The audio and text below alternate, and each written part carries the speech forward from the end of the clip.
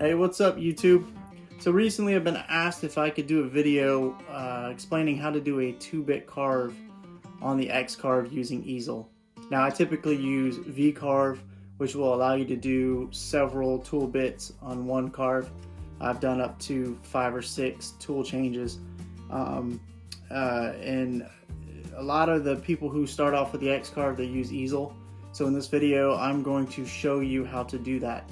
Now a 2-bit carve basically is when you use a say a 1/8 inch end mill like this one to do your roughing pass, where you clear out most of the material and then you come back with a finer V-bit, something like a 60. This is a 60 degree here.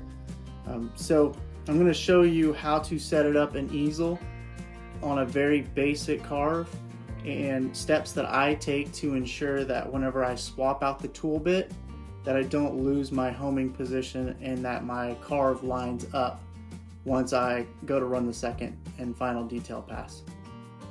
Alright, so I went ahead and loaded in the SVG that I want to use. Well, this is an SVG that I designed a long time ago. Actually designed it as a hand drawing to paint, and just recently converted it to an SVG. So I want to cut this out on a piece of wood. I have a piece of 3/4 inch red oak. It is 7.5 inches wide by 18 inches long. So I'm going to carve this out. Now what I want to do, as you can see up here, I have an 1/8 inch bit selected and I have a 60 degree V bit selected. I do not subscribe to Easel Pro, so this is one of their trial days that they're going to allow me to use. So this is what comes up. So what I'm going to do is I'm going to move it without homing, unlock without homing, just so I can get it over here closer. I'm going to raise it. Alright, now I got to put in my bit. First bit that I'm using is the 16th inch down cut made by Whiteside. Now here's the key. So number one, let me go over a couple things. I have these bump stops. So these bump stops help me line up my material to be consistent. You can see one up there in the corner. So what I'm going to do here is I'm going to set my XY right here in this corner. So the first thing I'm going to do is I'm going to home my machine. So the other important thing is the use of homing switches. Now I rely on homing switches. Some people don't. To me, it's saved me over the past 1.5 years. So I have mine set up. My machine homes basically, it's kind of hard to see in this video, but about right in this area here. So I will home it there. Now I'm going to come back to this and I'm going to hit carve. Okay, and I'm going to jog my machine to where I want it to go. Alright, so I have mine set up. I know on my machine, based off of having these bump stops, that I want to go over 2 inches and up 2 inches. So you come back here, confirm material thickness, material is secure. I am doing my roughing pass, continue. I'm using an eighth inch straight cut. That's not exactly what I'm using, but it's basically the same. So I'm going to probe, confirm position, my clip is attached,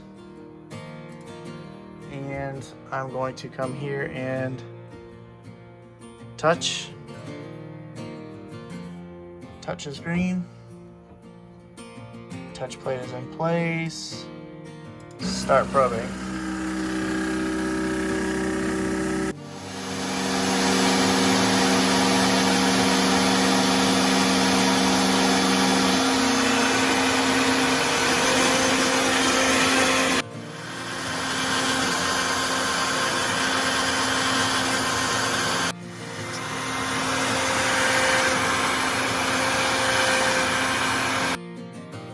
Alright, so the carve is now complete.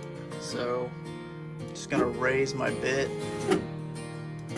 out of the way so I can disconnect my vacuum hose, and I will raise it up high enough to change out my bit. So here's my process. This carve is done. I'm gonna go ahead and change out the bit. I haven't done anything else to the machine except take that off, take the vacuum dust boot off. I'm gonna disconnect this. Okay.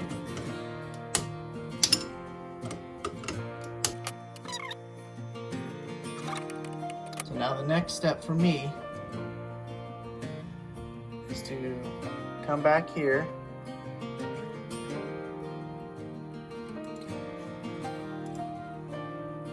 Home.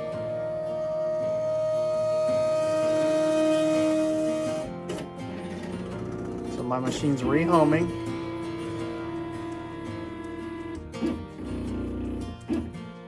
I will come back to carve,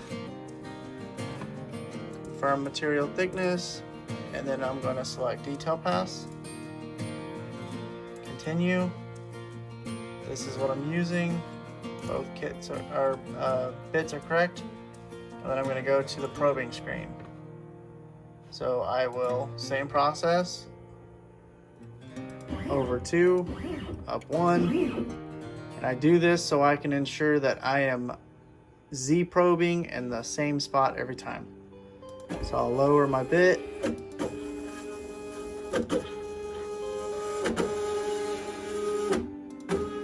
So you go back into here, confirm, clip is attached, says no contact, come back over here, contact, touch plate is in place. Start probing. All right, and then I will unhook and I will reconnect my dust boot like that. Come back to here. Z probe is put away. Now you come here and you use last XY. I've already set it, and this is important to reuse this because if you go to set your XY again, you could slightly move it. So I'm going to select this. I'm going to turn on the spindle. Spindle is on. Vacuum is on. All right.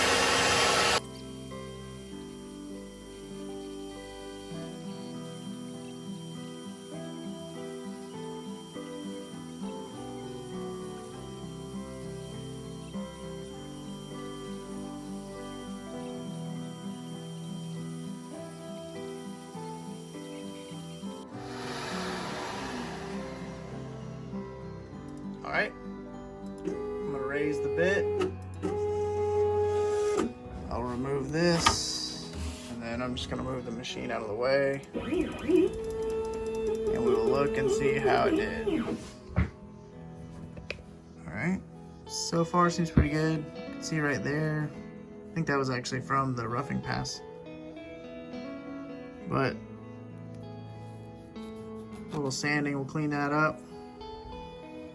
There's my line. Yeah, pretty satisfied with that. I'll clean it up real quick, put a little finish on it, and this little thingy will be done. So anyhow, so I hope that addresses that. If you have any questions, please feel free to ask me in the comment section below. I'm going to do my best to put out more content like this for those that are fairly new to the CNC world, especially with the X-Carve and using Easel. In future videos, I plan on getting a little more in-depth with Vectric software, especially V-Carve, because I do use that about 99% of the time. Alright, well, I hope you enjoyed it, and until next time, y'all be safe and enjoy your machines. Talk to you guys later. Bye-bye.